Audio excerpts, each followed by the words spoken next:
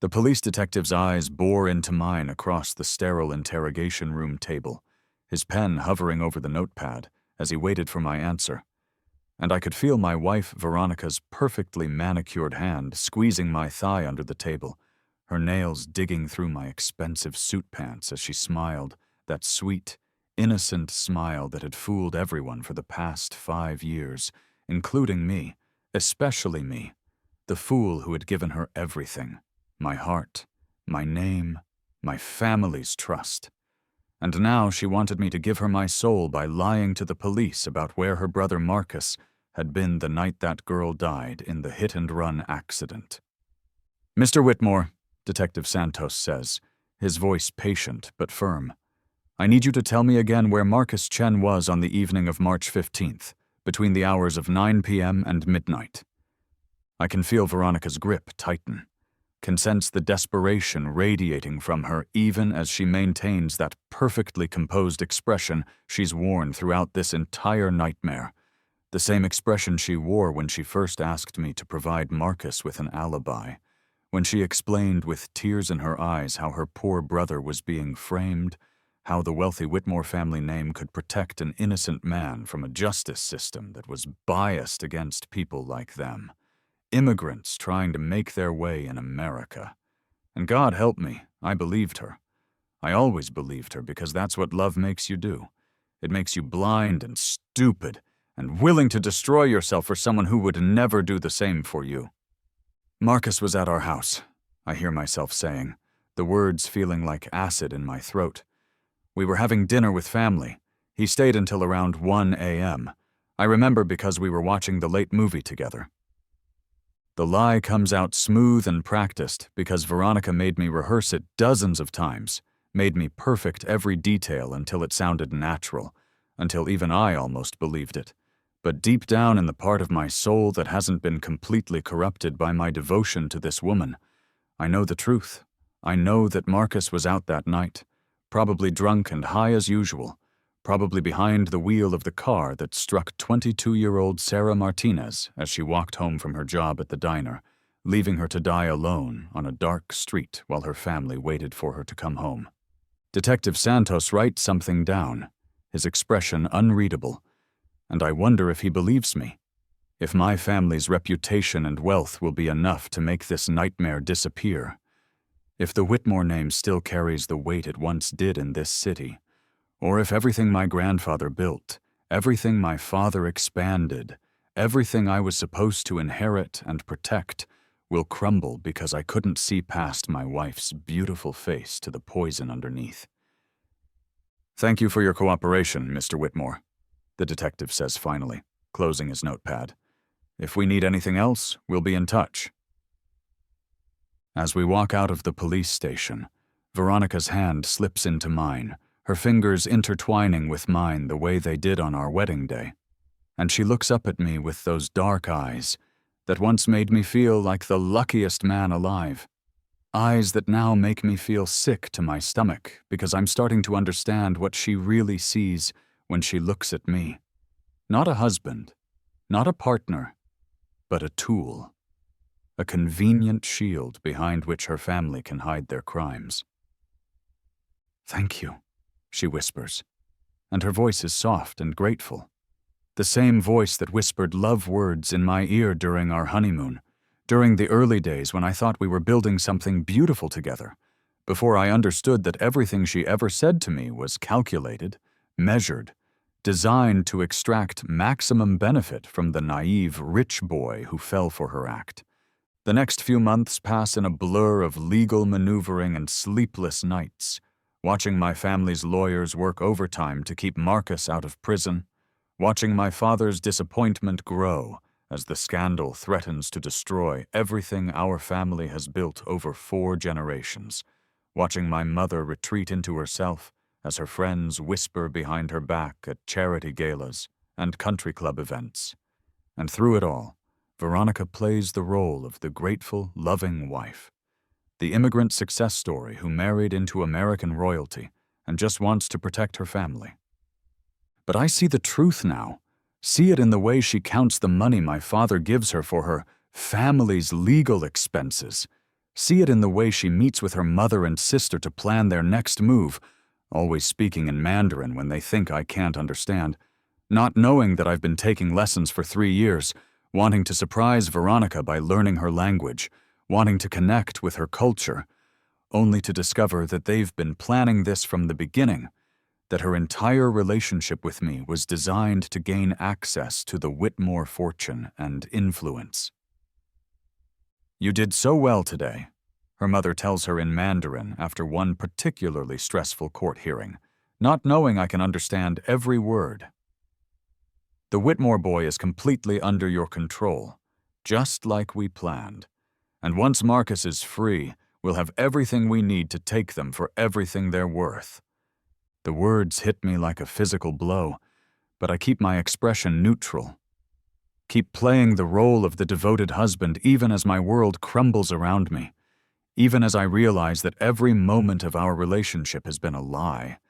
Every kiss a manipulation, every "I love you" a transaction designed to secure my loyalty and my family's resources. The final straw comes 6 months later when Sarah Martinez's family files a civil suit, seeking justice that the criminal courts couldn't provide.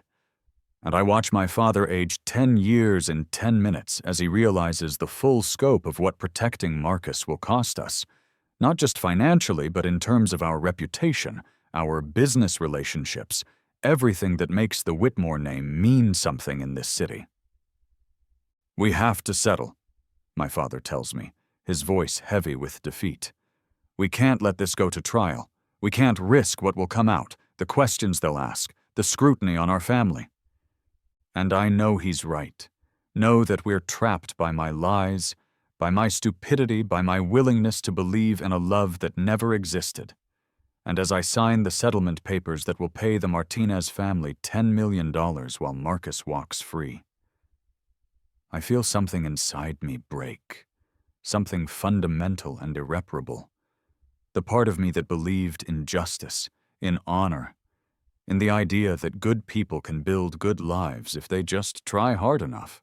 That night, as Veronica celebrates with her family in our living room, toasting their victory with champagne that costs more than most people make in a month, I excuse myself and walk out onto the balcony of our penthouse apartment, looking out over the city lights, and wondering how I became this person, how I allowed myself to be turned into an accessory to injustice, how I let my love for one woman destroy everything I was raised to believe in.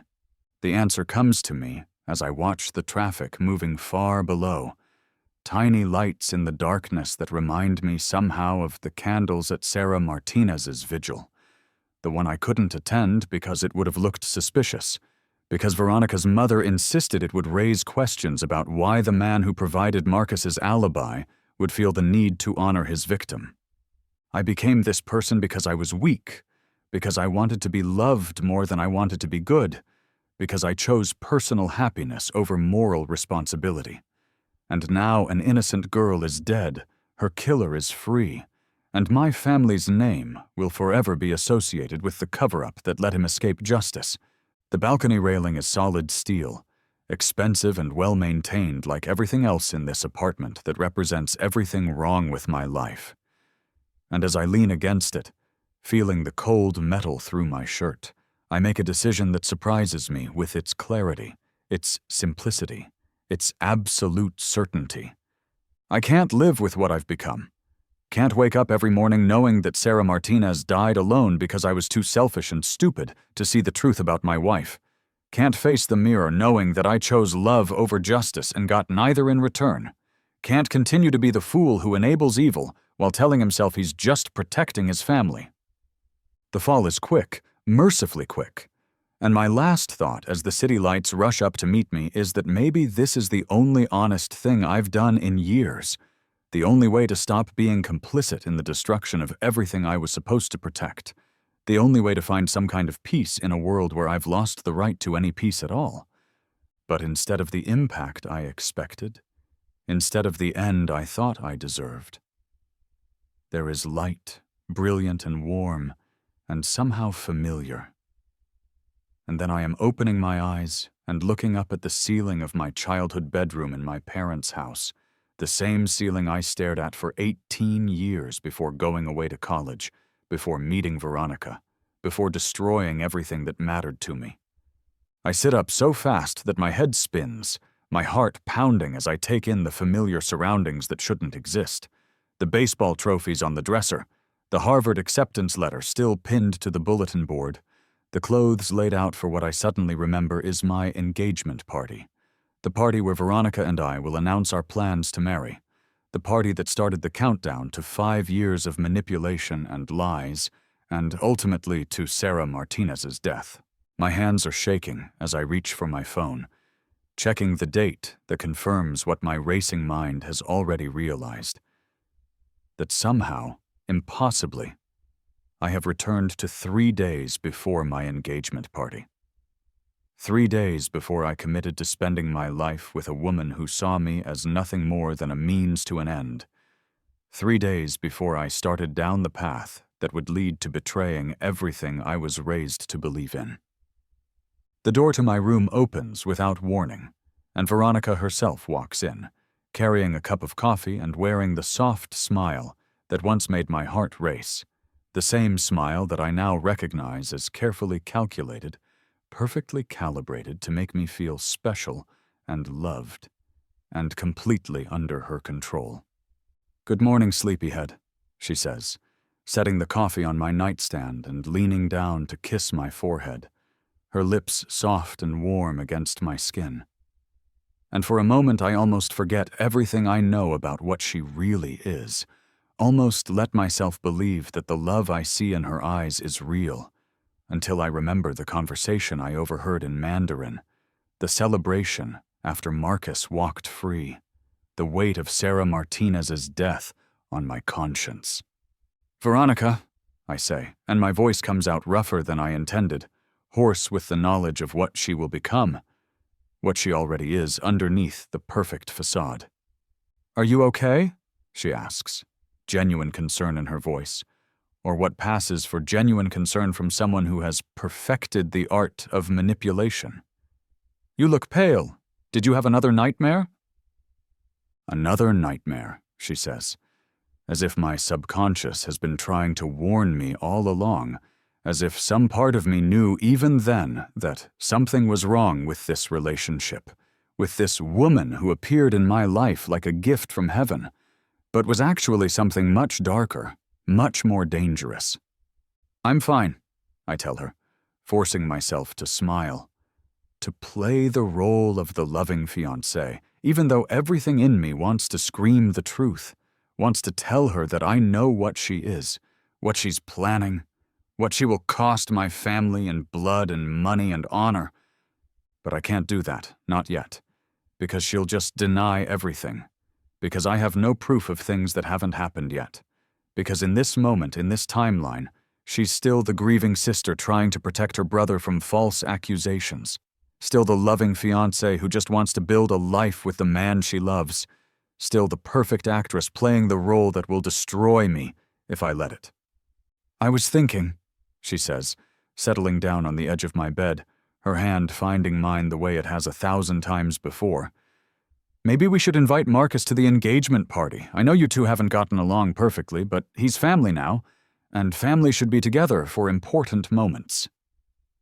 The words hit me like a physical blow because I remember this conversation.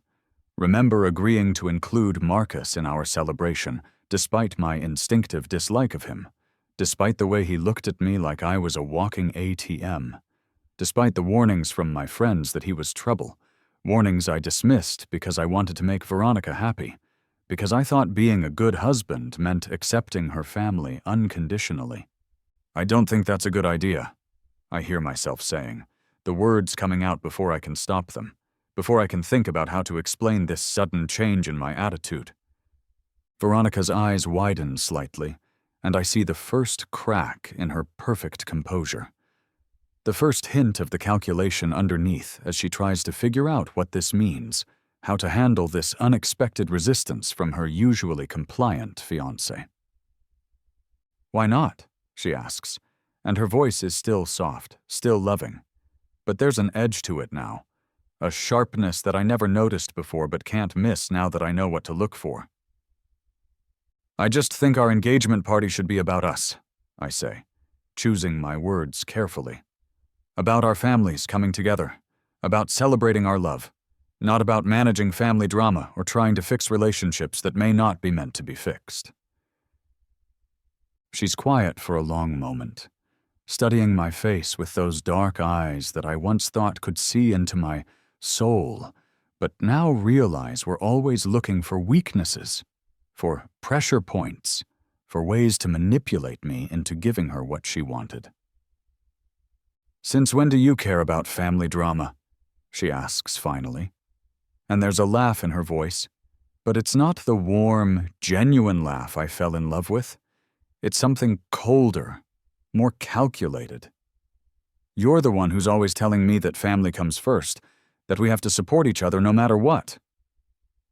And she's right. That is what I always said.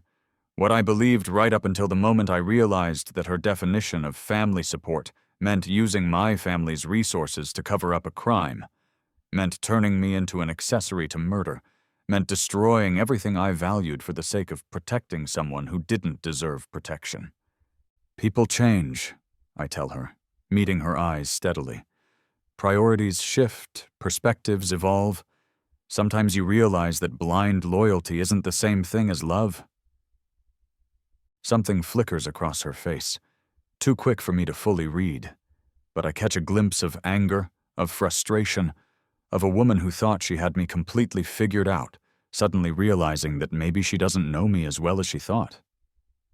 "What's this really about, James?" she asks. And now the pretense is starting to slip. Now I can hear the steel underneath the silk. "Are you having second thoughts about us? About getting married?" The question hangs in the air between us, loaded with implications and consequences that I'm only beginning to understand. And I realize that this is my moment, my chance to change everything, to save my family from the disaster that's coming, to save Sarah Martinez from the death that awaits her if I stay on this path. "No," I say. And the lie comes easily because I've had 5 years of practice lying for this woman. I'm not having second thoughts about us. I'm just having thoughts about the kind of marriage I want, the kind of family I want to build, the kind of man I want to be. She relaxes slightly, thinking she's navigated the crisis, thinking she's identified the problem and can work around it. But she doesn't understand that the problem isn't doubt. It's knowledge. It's the certainty of what she will become, what she will ask of me, what she will cost everyone I love. "We'll build something beautiful together," she says, leaning forward to kiss me, her lips soft and warm, and so familiar that for a moment I almost forget everything, almost let myself believe that this time it could be different, that maybe I can love her enough to change her, save her from becoming the woman who will destroy us both. But as her lips move against mine, I remember Detective Santos's patient voice asking about Marcus's whereabouts, remember my father's defeated expression as he signed the settlement papers, remember the candles at Sarah Martinez's vigil that I couldn't attend because attending would have raised questions about my motives, and I know that love isn't enough, that it was never enough, that some people can't be saved because they don't want to be saved. When she pulls away, her eyes are bright with what looks like genuine happiness, and I understand that in her mind, she's won this round, managed another crisis, kept her asset in line for whatever comes next, and the fact that she sees our relationship in those terms, as a series of crises to be managed rather than a partnership to be nurtured, tells me everything I need to know about what the next 5 years will bring, if I let them happen. "I love you," she says, and the words sound so sincere, so heartfelt, that if I didn't know better, I might actually believe them, might think that somewhere underneath all the calculation and manipulation there's a real woman who really loves me. But I do know better now. I know exactly what those words are worth, exactly what they cost. "I love you too," I tell her, because it's what she expects to hear, Because I need her to think everything is normal until I can figure out how to protect my family from what's coming. How to save Sarah Martinez. How to become the man I should have been the first time around. After she leaves, I sit on the edge of my bed for a long time, staring at the engagement ring I helped her pick out. The 2-carat princess-cut diamond that cost more than most people make in a year. The symbol of a love that never really existed, and I try to process the magnitude of what I'm facing, the complexity of trying to change the future without revealing how I know what the future holds. The solution comes to me as I'm showering, the hot water washing away the last of my confusion and leaving behind a clarity I never had before, a cold, calculating understanding of exactly what needs to be done and how to do it without arousing suspicion, without giving Veronica and her family time to adapt their plans or find new targets for their schemes. I dress carefully for breakfast, choosing clothes that project confidence and control. The navy suit that my father always said made me look like a serious businessman, like someone who understood the weight of responsibility that comes with the Whitmore name. And as I look at myself in the mirror, I see not the naive fool who fell for Veronica's act, but the man I should have been all along, the man I would have been if I hadn't let love blind me to everything else that mattered. Downstairs, my parents are already at the breakfast table, my father reading the financial section while my mother reviews guest lists for the engagement party, both of them looking happy and excited about their son's upcoming marriage, both of them trusting my judgment about the woman I've chosen to spend my life with. And I feel the weight of their trust like a physical burden because I know how badly I betrayed it the first time around. "Good morning, son," my father says, looking up from his newspaper with a smile that reminds me of how proud he was to announce my engagement, how excited he was to welcome Veronica into the family, how completely unprepared he was for what that welcome would cost him. "Good morning, Dad," I reply, taking my usual seat at the table. "I wanted to talk to you about something important, about some changes I think we need to make." My mother looks up from her lists, her face bright with curiosity, and I can see that she's expecting me to announce some last-minute addition to the party plans, some romantic gesture for Veronica, some sweet surprise that will make the evening even more special. And I hate that I'm about to disappoint her, hate that I have to destroy her happiness in order to save her from a much greater pain. "What kind of changes?" my father asks, setting down his newspaper and giving me his full attention, the same attention he gave me when I told him I wanted to major in business instead of law, when I explained my vision for expanding the family company, when I shared my dreams of building something even greater than what he and grandfather had created. "I think we should postpone the engagement," I say, and the words hang in the air like a bomb waiting to explode, like a confession that will change everything between us forever. My mother's coffee cup freezes halfway to her lips, her eyes wide with shock and concern, while my father's expression shifts from curiosity to alarm, and I can see them both trying to process what I've just said, trying to understand how their confident, decisive son could suddenly be having doubts about the woman he's been talking about marrying for months. "James?" my mother says carefully, setting down her cup with hands that aren't quite steady. "What's brought this on? Is everything all right with Veronica? Did you two have a fight?" "No fight," I tell her, which is technically true. I just think we're rushing into something without fully considering the implications, without making sure we're really compatible for the long term. My father leans back in his chair, his business mind immediately jumping to practical concerns, and I can see him calculating the costs of canceling the party, the embarrassment of explaining the postponement to friends and colleagues, the potential damage to our family's reputation if people start asking questions about what went wrong. "Son," he says slowly, "an engagement party isn't just a celebration.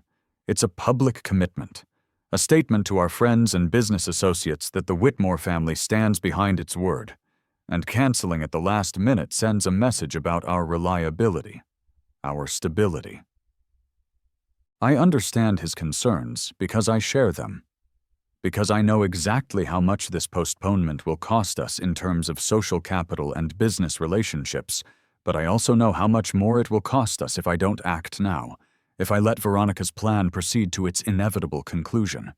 I understand that, Dad, I say, but I think the cost of making a mistake is much higher than the cost of taking time to be sure. And right now, I'm not sure about anything, except that I don't want to make a decision I'll regret for the rest of my life. My mother reaches across the table to take my hand, her touch warm and comforting, and I can see the love in her eyes. The maternal instinct to protect and support her child even when she doesn't understand what's happening, even when his decisions seem to make no sense. "Tell us what's really going on," she says gently. "This isn't like you, James. You've been so happy with Veronica, so excited about building a life together. What's changed?" "What's changed is that I've seen the future, seen what her love really costs, seen the moment when she stops pretending to care about me and reveals the cold calculation underneath. But I can't tell them that. Can't explain that I know things I shouldn't know. Can predict consequences that haven't happened yet. I've been thinking about what kind of husband I want to be," I say instead. "What kind of father, what kind of son? And I realize that I've been so focused on being in love that I haven't been thinking about building the kind of marriage that lasts, the kind of partnership that makes both people better." It's not entirely a lie, because these are things I should have thought about before, things that might have saved me from making the biggest mistake of my life, things that might have helped me see through Veronica's act to the woman underneath. "Marriage is about more than just love," my father says, and I can hear the echo of conversations we had when I was younger, lessons about responsibility and commitment that I thought I understood but really didn't. It's about shared values, common goals, the ability to weather storms together. "Exactly," I tell him. "And I don't think Veronica and I have had enough time to really explore those things, to make sure we want the same things, value the same things, would handle crises the same way." My parents exchange a look that I've seen 1,000 times before. The silent communication of a couple who've been married for 30 years, who've learned to read each other's thoughts and support each other's decisions even when they don't fully understand them. "If you're having doubts," my mother says finally, "then you're right to take time to work through them. Marriage is too important to enter into with reservations." Relief floods through me because I realize that they're going to support my decision, trust my judgment even when it doesn't make sense to them, even when it costs them socially and financially. And I understand suddenly why Veronica targeted our family, why she saw us as the perfect marks for her scheme. We're decent people, trusting people, people who believe in love and loyalty and the importance of family, people who would never suspect that someone could fake emotions so convincingly, manipulate relationships so skillfully, plan destruction so carefully while smiling and saying all the right words. "What do you want to do about the party?" my father asks, already shifting into problem-solving mode. "We've got over 200 people coming, catering arranged, flowers ordered, the whole thing planned down to the last detail." "Turn it into a family celebration," I suggest. "Thank everyone for coming. Explain that we've decided to postpone the engagement, but wanted to gather everyone together anyway to celebrate the relationships that matter most to us. It's not perfect. People will still ask questions, will still wonder what happened between Veronica and me. But it's better than the alternative, better than letting her plan proceed, better than becoming complicit in everything that follows." My phone buzzes with a text from Veronica asking if I want to have lunch, and I stare at the message for a long moment, thinking about how different this conversation will be from the one we would have had 3 days ago, before I knew what she really wanted from me, before I understood the price of loving someone who doesn't love you back. "I need to go talk to Veronica," I tell my parents. "Explain my decision, make sure she understands that this isn't about her, it's about me needing time to be sure I'm ready for marriage." My mother nods, her expression still concerned but supportive, while my father's business mind is already working on damage control, figuring out how to present this postponement in the best possible light, how to protect our family's reputation while giving me the space I need to make the right decision. Be honest with her, my mother says, but be kind. These kinds of conversations are never easy, but they're necessary if you want to build something real together. If only she knew that Veronica and I could never build something real together, because Veronica has never been real with me, has never shown me her true self, has only ever shown me the carefully constructed persona designed to extract maximum benefit from our relationship. But I nod and promise to be both honest and kind, because my mother deserves that reassurance, because she's raised me to be a good man even when dealing with people who don't deserve goodness, because taking the high road is the only way to live with yourself when everything falls apart. I meet Veronica at the small cafe where we had our first official date, the place she suggested because it was quiet and intimate, perfect for the kind of deep conversation that makes you feel like you're falling in love. Though I now understand it was perfect for the kind of manipulation that makes you feel like you're falling in love, while actually being slowly destroyed.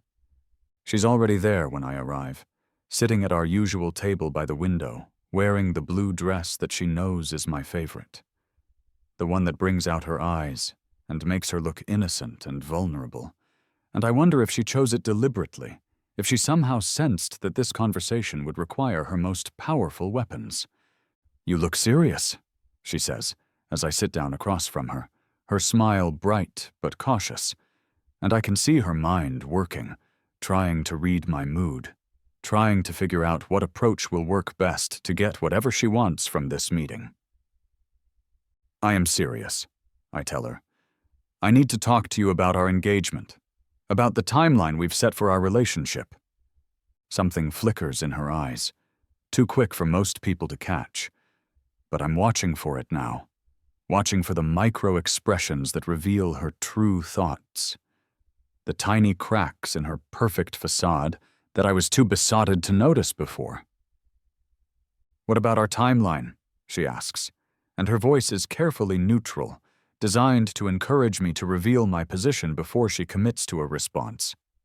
"I think we're moving too fast," I say. "I think we need to slow down, take time to really get to know each other before we make a lifetime commitment."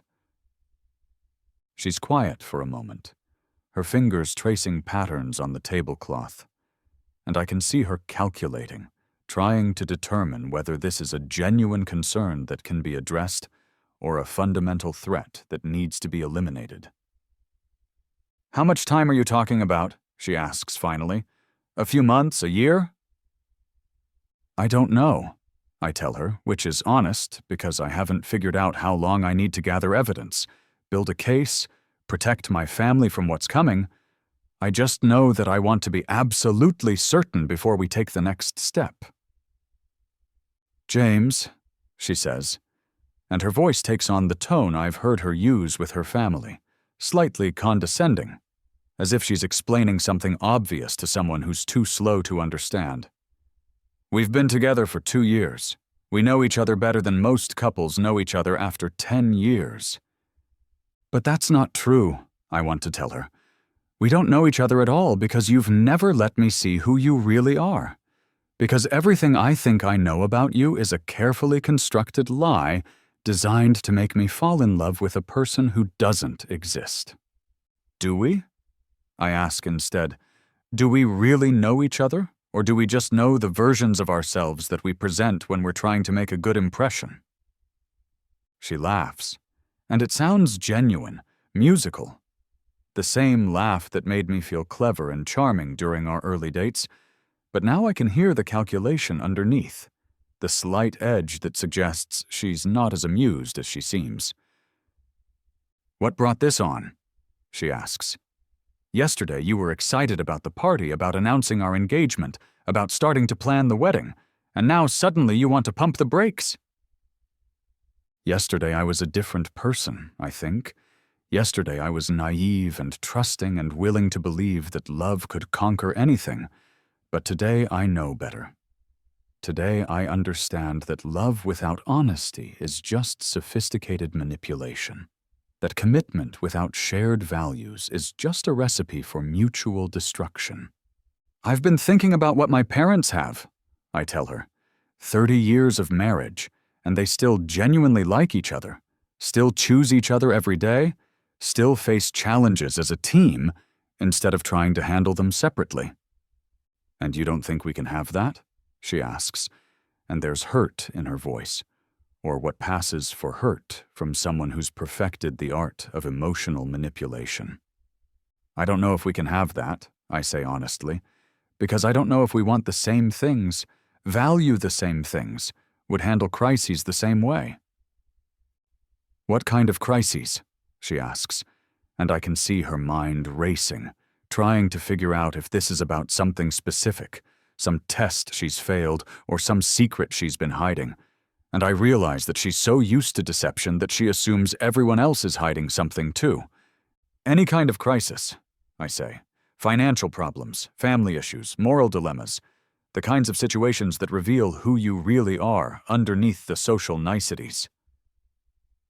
She's quiet again, studying my face with those dark eyes that I once thought were beautiful, but now recognize as predatory, always watching, always calculating, always looking for the angle that will give her maximum advantage. I think you're overthinking this, she says finally. Love isn't about having identical values or handling every situation the same way. It's about accepting each other's differences and finding ways to compromise. But compromise requires good faith from both parties, I want to tell her. It requires honesty about what you want and why you want it. It requires being willing to sacrifice for the other person's happiness. And you've never shown me any of those things. You've only shown me what you think I want to see. Maybe you're right, I say instead. Maybe I am overthinking it, but I'd rather overthink it now than realize later that we made a mistake. So, what are you saying? She asks. And now the mask is really starting to slip. Now I can see the anger underneath the hurt, the frustration of someone who thought she had everything under control, suddenly realizing that her carefully laid plans might be falling apart. I'm saying we should postpone the engagement party, I tell her. Take some time to really explore these questions before we make a public commitment. The silence that follows is deafening, and I can see her mind working furiously, trying to figure out how to handle this unexpected development, how to regain control of a situation that's suddenly spinning away from her. James, she says finally, and her voice is very soft, very controlled. Do you understand what you're asking? We've invited over 200 people, spent thousands of dollars on preparations, made commitments to vendors and venues.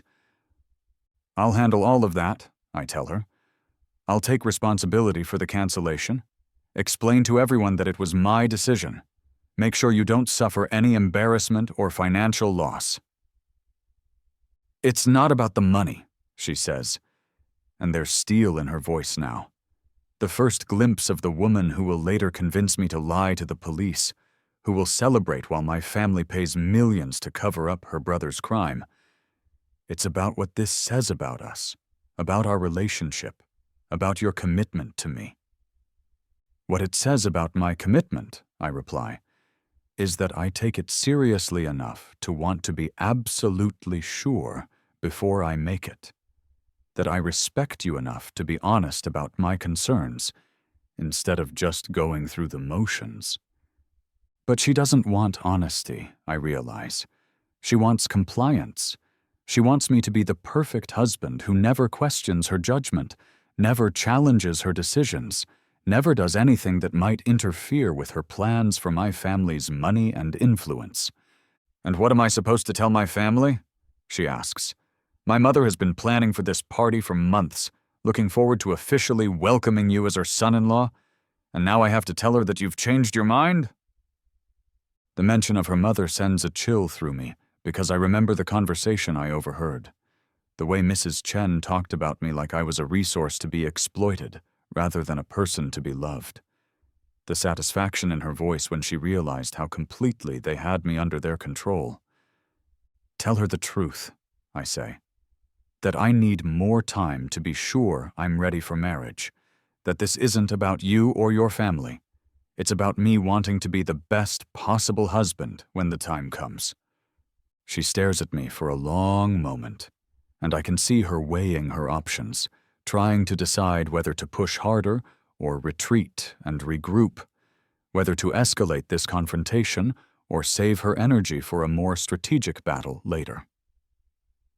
"Fine," she says finally, and the word comes out like a slap. "If that's what you need, then that's what we'll do. But I hope you understand that this isn't just about you, James. That your decisions affect other people.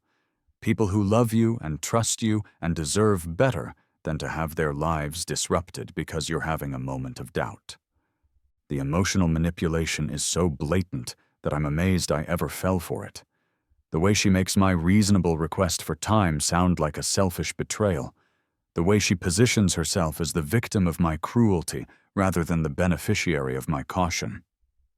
"I understand that," I tell her, "and I'm sorry for any inconvenience this causes, but I think it's better to inconvenience people now than to make a mistake that hurts everyone later." She nods, but I can see that she's not really listening anymore, that her mind has moved on to other concerns, other strategies, other ways to get what she wants now that her original plan has been derailed. "I should go," she says, gathering her purse and standing up from the table. "I need to call my mother, figure out how to handle this situation." As she walks away, I notice that she doesn't kiss me goodbye, doesn't say she loves me, doesn't make any of the affectionate gestures that have been such a constant part of our relationship, and I understand that this is my first glimpse of who she really is when she's not trying to manipulate me, when she's angry and frustrated and showing her true colors. The relief I feel as I watch her leave is overwhelming, like a weight being lifted from my chest, and I realize that this is the first honest conversation we've ever had. The first time I've acted on my own instincts instead of trying to please her. The first step toward becoming the man I should have been all along. The morning after my conversation with Veronica, I wake up with a clarity of purpose that I haven't felt in years, a sense that I'm finally acting instead of just reacting, finally taking control of my life instead of letting other people manipulate me into decisions that serve their interests rather than mine. And the first thing I do is call my childhood friend Emma Richardson, the girl who grew up next door and who tried to warn me about Veronica when I first started dating her, warnings I dismissed because I thought Emma was just jealous of my happiness. "James?" Emma's voice comes through the phone with surprise and something that might be relief. "I haven't heard from you in months. How are you?" "I'm good," I tell her. "Better than I've been in a long time, actually. And I was wondering if you wanted to get coffee this morning. Catch up on everything that's been happening." There's a pause, and I can imagine her trying to figure out what this call means. Why I'm suddenly reaching out after months of being too busy with Veronica to maintain any of my old friendships, too focused on building a life with my fiancé to remember the people who knew me before I became obsessed with being the perfect boyfriend. "I'd like that," she says finally. "The usual place, 10 o'clock?" The Usual Place is a small bookstore cafe that Emma and I discovered in high school. A quiet spot where we used to spend hours talking about our dreams and fears and plans for the future. Before I met Veronica and started spending all my time talking about her dreams and fears and plans for our future together. Emma is already there when I arrive, sitting at our old table in the back corner, reading a book about sustainable business practices and looking exactly like the successful environmental lawyer she's become. Confident and competent, and completely herself in a way that makes me realize how much I've lost of myself over the past 2 years. "You look good," she says as I sit down across from her. "Different somehow, like you're actually present instead of just going through the motions." Her observation is so accurate that it startles me, Because that's exactly how I've been feeling, like I'm finally awake after years of sleepwalking through my own life, finally seeing clearly after years of looking at everything through the distorting lens of my obsession with Veronica. I feel different, I admit, like I'm finally thinking clearly about what I want my life to look like, what kind of person I want to be.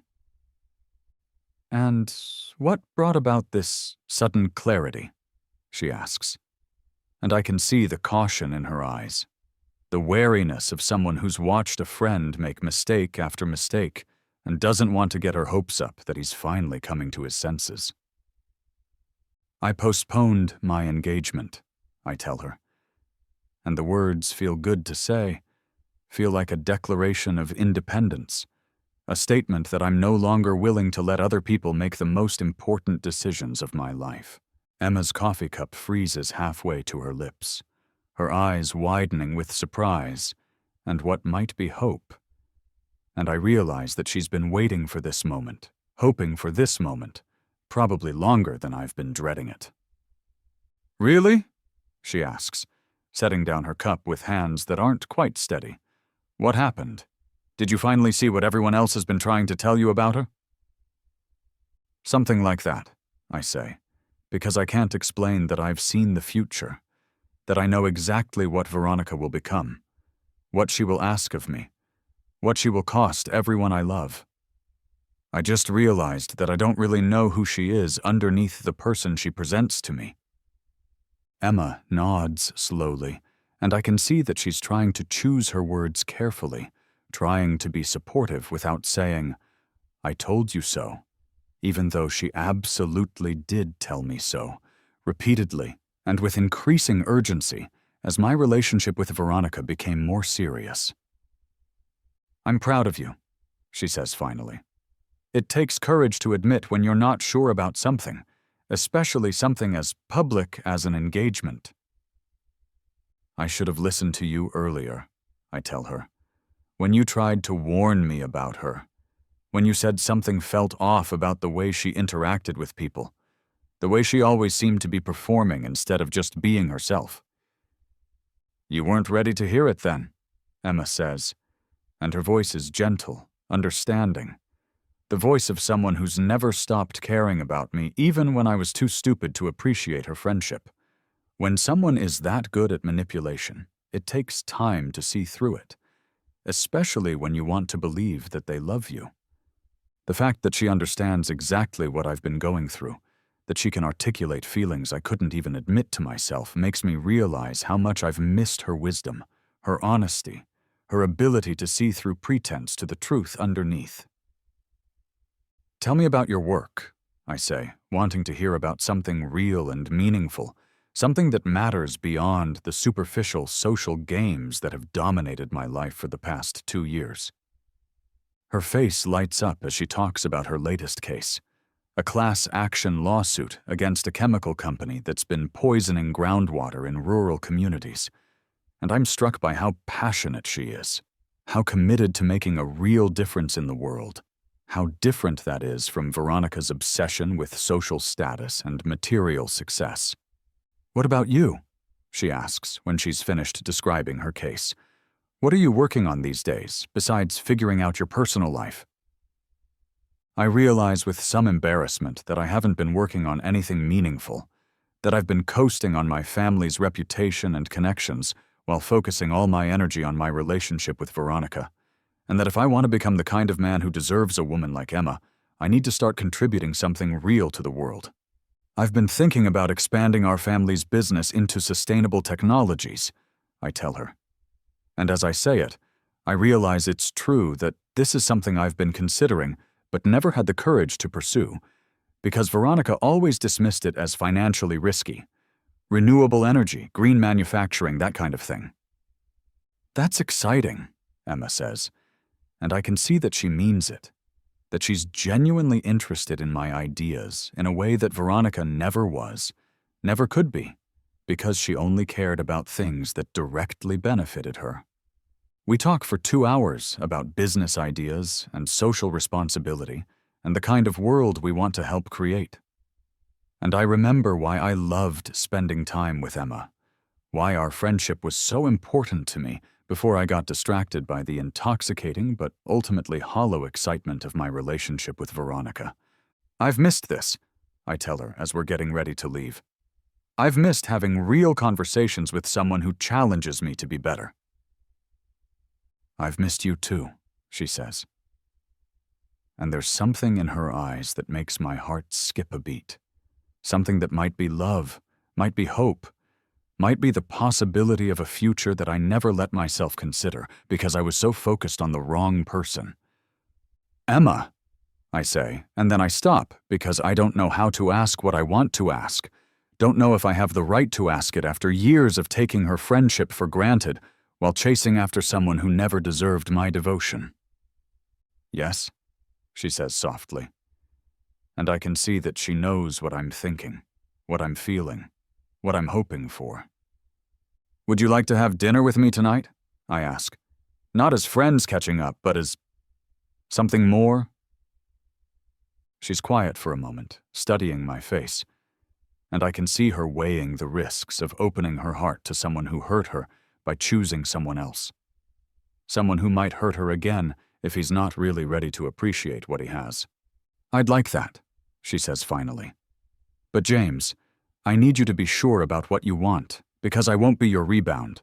I won't be the safe choice you settle for because the exciting choice didn't work out. You're not a safe choice, I tell her. You're the right choice, the choice I should have made years ago if I hadn't been too blind to see what was right in front of me.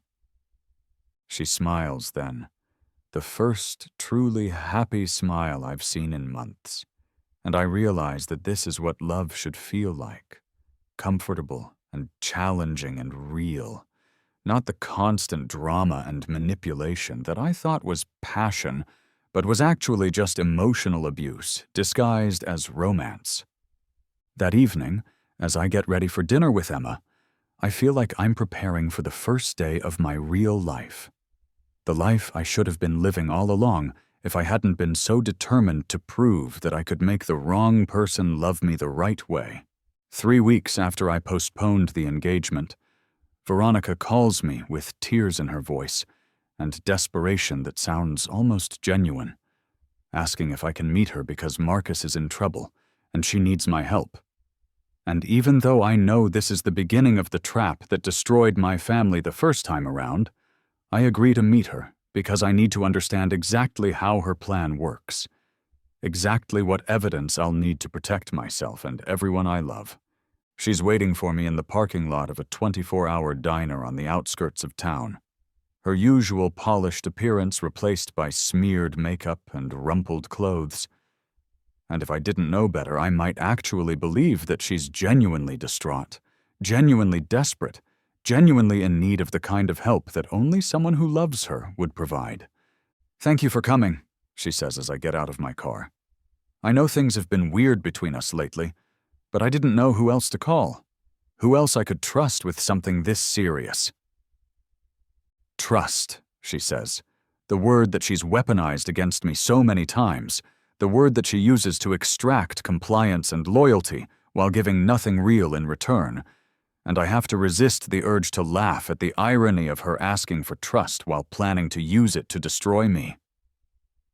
What's going on with Marcus? I ask, because I need her to spell out her plan, need her to commit to the lies that I'll later be able to prove were lies, need her to give me the evidence I'll need to protect my family from what's coming. There was an accident, she says, and the tears start flowing again, perfectly timed and perfectly calibrated to evoke maximum sympathy. A girl was hit by a car, and the police think Marcus was driving, but he wasn't. James, I swear he wasn't. But he was driving, I want to tell her. He was driving drunk and high, and he left Sarah Martinez to die alone on a dark street. And you know he was driving because you've been planning this cover-up since the moment it happened, maybe even before it happened. Where was he? I ask instead. When the accident happened, where was Marcus? He was with me, she says without hesitation. We were having dinner at that little Chinese place downtown, the one his friend owns, and then we went back to my apartment to watch movies. It's a good alibi, I have to admit, specific enough to sound credible, but vague enough to be hard to disprove. And if I didn't know the truth, I might actually believe it, might actually be willing to help her protect her brother from what appears to be a false accusation. "Did anyone see you together?" I ask. "At the restaurant or at your apartment? Anyone who could confirm that he was with you?" "The restaurant was busy. I don't think anyone would remember us specifically," she says. And I can see her mind working, trying to figure out how much of the truth she can tell without admitting that Marcus was never at the restaurant, was never at her apartment, was drunk and driving and killing an innocent girl, and we were alone at my place. "So you're his only alibi," I say, "and the police might not believe you because you're his sister?" "Exactly," she says, and relief floods her face because she thinks I'm starting to understand the problem, starting to see why she needs my help. "But if you said he was with us, if you confirmed that we all had dinner together and then went back to my place, they'd have to believe it." There it is, the request that destroyed my life the first time around, the moment when love made me choose loyalty over justice, family over truth. And I feel a cold fury building in my chest as I realize how carefully she's manipulated this conversation, how perfectly she's positioned me to feel like helping her is the right thing to do. "You want me to lie to the police?" I say, not as a question, but as a statement. "You want me to provide a false alibi for Marcus?" "I want you to tell them the truth," she says, and the sincerity in her voice is so convincing that if I didn't know better, I might actually believe her. That Marcus was with us. That he couldn't have been driving that car because he was having dinner with his sister and her fiancé. But it wouldn't be the truth, I want to tell her. It would be a lie designed to let a killer escape justice. A lie that will cost my family millions of dollars and destroy our reputation when the truth eventually comes out. A lie that will make me complicit in covering up the death of an innocent girl. "Veronica," I say carefully, "I need you to be completely honest with me about what happened that night. Because if I'm going to help you, I need to understand exactly what I'm getting involved in." Something flickers across her face, too quick for most people to catch, but I'm watching for it, waiting for the moment when her mask slips and reveals the calculation underneath. And there it is. The brief expression of someone who's been caught in a lie, but is trying to figure out how to maintain the deception. "I am being honest with you," she says. But her voice has changed slightly, taken on a defensive edge that wasn't there before. "Marcus was with me. I swear on my mother's life he was with me." "Then why do you look scared?" I ask. "If Marcus is innocent, if he was really with you, then why are you so terrified of the police investigation?" She's quiet for a long moment, and I can see her weighing her options, trying to decide how much of the truth she can admit without losing my cooperation, trying to figure out what story will be most effective in securing my help. "Because the police don't like people like us," she says finally. "Because they see an immigrant family and they assume we're guilty. Because they'd rather pin this on Marcus than do the work to find the real killer." It's a clever answer, playing on my liberal guilt and my desire to see myself as someone who fights against injustice. But I know it's not true. Know that Detective Santos is a good cop who wants to find the truth. Know that the evidence against Marcus is solid because Marcus is actually guilty. "What if they have physical evidence?" I ask. "What if there's DNA or fingerprints or witnesses who saw Marcus driving that night?" "There's no physical evidence," she says too quickly, too confidently. "Because Marcus wasn't driving, because he was with me." But how would she know there's no physical evidence unless she knows exactly what happened that night? Unless she's been in contact with Marcus since the accident? Unless they've been coordinating their stories and planning their defense together? "Have you talked to Marcus since this happened?" I ask. "Has he told you what he was doing that night, where he was, who he was with?" "Of course I've talked to him," she says. "He's my brother, and he's scared and confused, and he needs his family to support him." "What exactly did he tell you?" I press. "About that night, about where he was, about what he was doing?" She hesitates, and I can see her trying to remember the story they've agreed on, trying to make sure she doesn't contradict whatever Marcus has already told the police, and her hesitation tells me everything I need to know about how carefully this has been orchestrated. "He told me he was driving around, thinking about his problems, trying to figure out what to do with his life," she says. "And then he came to see me because he needed someone to talk to." "What time did he come to see you?" I ask, because I need her to commit to specific details that I can later prove are false. "Around 9:30, she says. "Maybe 10, he stayed until after midnight." But Sarah Martinez was hit at 10:47 p.m., according to the police report I read in my previous life, which means Marcus couldn't have been at Veronica's apartment at 10 if he was driving the car that killed her, which means Veronica is lying about when he arrived, lying about where he was, lying about everything. "Veronica," I say, looking directly into her eyes, "I need you to think very carefully about what you're asking me to do, because lying to the police in a murder investigation is a serious crime. And if I do this for you, there's no going back." "It's not a murder investigation," she says. "It's a hit and run, and Marcus isn't a murderer. He's just a young man who made some mistakes and needs his family to help him get his life back on track." "But Sarah Martinez is dead," I want to tell her. "Sarah Martinez was 22 years old, with her whole life ahead of her, and your brother killed her and drove away and left her to die alone, and that makes him a murderer no matter how you want to rationalize it." "I'll think about it," I tell her instead, "because I need time to plan my next move.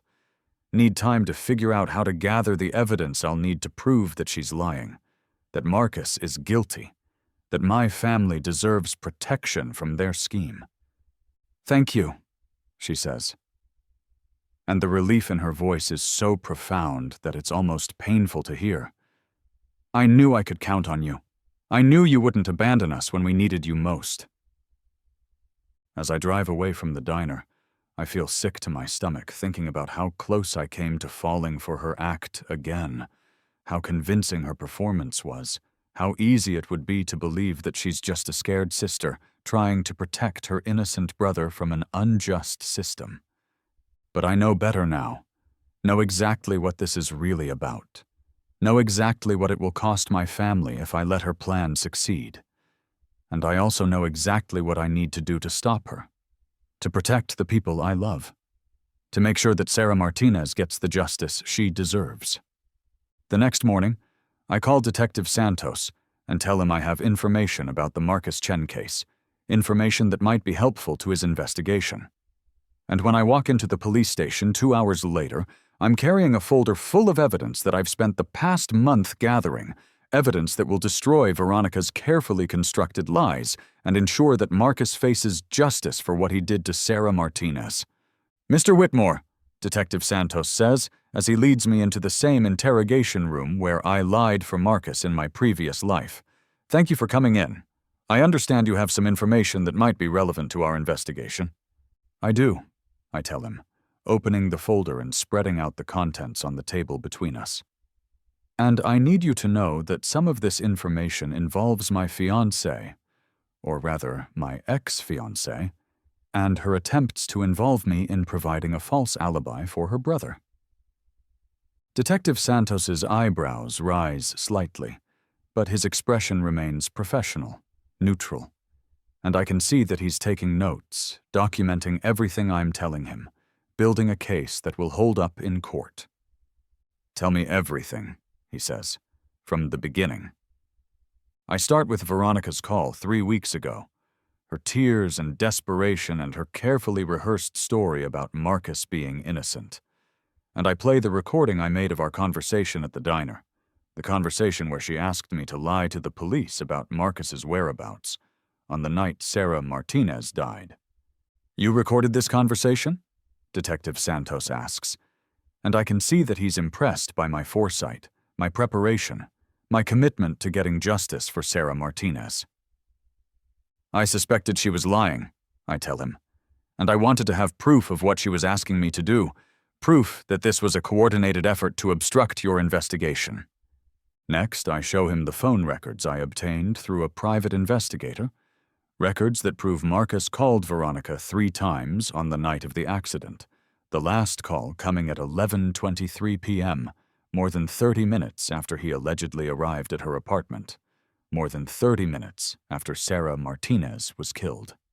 These records show that Marcus was not at his sister's apartment when he claimed to be, I explain, because if he was there, he wouldn't have needed to call her, and the timing of the last call suggests that he was calling to report what had happened, to start coordinating their cover-up. Finally, I show him the most damning piece of evidence, the surveillance footage from a traffic camera 2 blocks from the accident scene. Footage that shows Marcus's car driving erratically at 10:44 p.m., just 3 minutes before Sarah Martinez was killed. "How did you obtain this footage?" Detective Santos asks, and I can see that he's both grateful for the evidence and concerned about how I got it. "I hired a private investigator," I tell him, "someone who specializes in traffic accident reconstruction, and when I explained the situation, he was able to request the footage through legal channels. We spend the next 2 hours going through all the evidence, building a timeline that proves Marcus was driving the car that killed Sarah Martinez, that proves Veronica knew he was guilty from the beginning, that proves their entire story was a carefully constructed lie designed to manipulate me into becoming an accessory to their cover-up. This is excellent work, Mr. Whitmore," Detective Santos says finally. "This evidence is more than sufficient to file charges against both Marcus Chen for vehicular homicide and Veronica Chen for obstruction of justice and conspiracy." "What happens now?" I ask, and I'm surprised by how relieved I feel, how good it feels to finally be on the right side of justice, finally be protecting the innocent instead of enabling the guilty. "Now we arrest them," Detective Santos says, "and we make sure that Sarah Martinez gets the justice she deserves." The arrests happen that afternoon. Marcus taken into custody at his apartment while Veronica is arrested at her office. And I watch the news coverage that evening with a mixture of satisfaction and sadness. Satisfaction that justice is finally being served. Sadness that it took me so long to see the truth about the woman I thought I loved. Emma comes over to watch the news with me, bringing Chinese takeout and a bottle of wine, and we sit on my couch discussing the case and what it means for my family, for Sarah Martinez's family, for the broader principle that wealth and connections shouldn't be able to buy immunity from the consequences of your actions. "I'm proud of you," Emma says, taking my hand as the news moves on to other stories. "It took courage to do the right thing, especially when it meant admitting that you'd been deceived." "I should have seen it sooner," I tell her. "I should have trusted my instincts instead of letting myself be manipulated by someone who never really loved me." "Sometimes it takes time to see clearly," Emma says, and her voice is gentle, understanding, especially when someone is deliberately trying to confuse you, to make you doubt your own perceptions. We talk until late into the night about truth and justice and the importance of surrounding yourself with people who genuinely care about you, people who want to see you become your best self rather than people who want to use you for their own purposes. And I realize that this is what love should feel like, comfortable and honest and real. 6 months later, Marcus is sentenced to 15 years in prison for vehicular homicide, while Veronica receives 5 years for obstruction of justice, and Sarah Martinez's family establishes a scholarship fund in her memory, a fund that my family contributes to generously, not out of guilt, but out of a genuine desire to honor her life and support other young women who are working to build better futures for themselves. Emma and I are married in a small ceremony at my parents' house, surrounded by family and friends who have watched us grow from childhood companions to best friends to partners in building something beautiful together. And as I watch her walk down the aisle in her simple white dress, I understand finally what love really means, what it feels like to choose someone who chooses you back, someone who sees your flaws and loves you anyway, someone who makes you want to be the best version of yourself. Our first child is born 2 years later, a daughter we name Sarah Grace. And as I hold her in my arms for the first time, I think about the future I want to build for her. A future where she grows up knowing the difference between love and manipulation, truth and deception, justice and convenience. The Whitmore family business thrives under my leadership, expanding into renewable energy and sustainable manufacturing, creating jobs and opportunities while protecting the environment for future generations. And I understand finally that true success isn't measured by how much money you make or how much power you accumulate, but by how much good you do, how many lives you improve, how much justice you bring into the world.